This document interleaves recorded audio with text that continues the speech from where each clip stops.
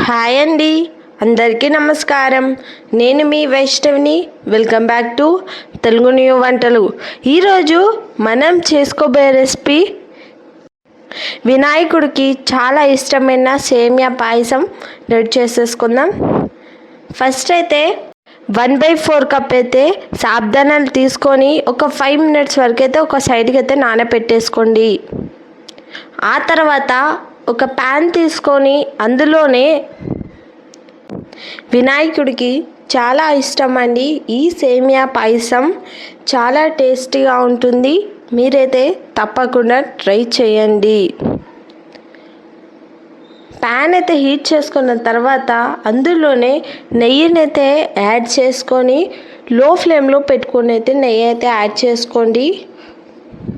Add చేసుకున్న తర్వాత heat అయితే కావాలి. హీట్ అయిన తర్వాత అందులోనే నేనైతే డ్రై ఫ్రూట్స్ అన్నీ అయితే వేసుకుంటున్నా. బాదం పలుకు వేసుకున్న తర్వాత కాజు కూడా వేసుకోండి. అందులోనే కిస్మిస్ కూడా వేసేసుకోండి. వేసుకొని ఇదైతే లో ఫ్లేమ్లో పెట్టుకొని అయితే చేసుకోండి. లో ఫ్లేమ్లో పెట్టుకొని చేసుకున్న ఇదైతే కొంచెం మాడనీయకుండా లో ఫ్లేమ్లో పెట్టుకొని మిక్స్ అయితే చేసుకోండి. ఈ సేమియా పాయసం అయితే చాలా టేస్టీగా ఉంటుంది. ఈ విధంగా అయితే తప్పకుండా ట్రై అయితే చేయండి. వినాయక చవితి నాడు ఇదైతే ప్రసాదం లాగా కూడా పెట్టచ్చు. వినాయకుడికి చాలా ఇష్టమైన ప్రసాదం సేమియా పాయసం అండి. చూడండి, ఈ విధంగా గోల్డెన్ కలర్ వచ్చే వరకు అయితే మంచిగా ఫ్రై అయితే చేసుకొని ఒక ప్లేట్లోకి అయితే వేసేసుకోండి. వేసుకున్న తర్వాత అందులోనే 1 కప్పు సేమియానైతే వేసుకొని ఇదైతే గోల్డెన్ కలర్ వచ్చే విధంగా అయితే ఫ్రై అయితే చేసుకోండి. చూడండి, వీడియోలో చూపెట్టే విధంగా అయితే గోల్డెన్ కలర్ వచ్చే విధంగా అయితే మంచిగా ఫ్రై అయితే చేసుకోండి. ఇది కూడా లో ఫ్లేమ్లో పెట్టుకొని అయితే మంచిగా మిక్స్ అయితే చేసుకోండి. కొంచెం సేపే మంచిగా మిక్స్ చేసుకోండి, మాడిపోకుండా అయితే చూసుకోండి.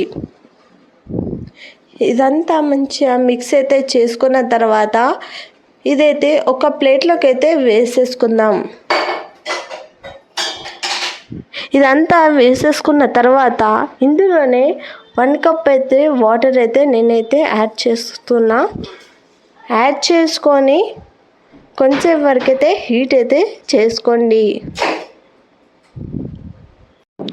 చూడండి, వీడియోలో చూపెట్టే విధంగా అయితే హీట్ అయిన తర్వాత అందులోనే మనం సాబ్దానాలు అయితే కొంచెం వరకు అయితే నానబెట్టుకున్నాం కదా, అదైతే వేసుకొని ఇదైతే కొంచెం వరకు అయితే మంచిగా వాటర్లో మంచిగా బాయిలింగ్ అయితే చేసుకోండి. ఇదైతే కొంచెం వరకు అయితే మంచిగా బాయిలింగ్ అయితే చేసుకోండి. సాబ్దానాలు అయితే ఉడికిన తర్వాత అందులోనే నేనైతే పాలనైతే యాడ్ చేసుకుంటున్నా. 1 కప్ అయితే యాడ్ చేసుకొని అందులోనే కొన్ని యాడ్ చేసుకుంటున్నా. యాడ్ చేసుకొని ఇదైతే మంచిగా బాయిలింగ్ అయితే చేసుకోండి. ఇదైతే కొంచెం వరకు అయితే మంచిగా బాయిలింగ్ అయితే చేసుకోండి. లో ఫ్లేమ్లో పెట్టుకొని ఇదైతే మంచిగా మిక్స్ అయితే చేసుకోండి.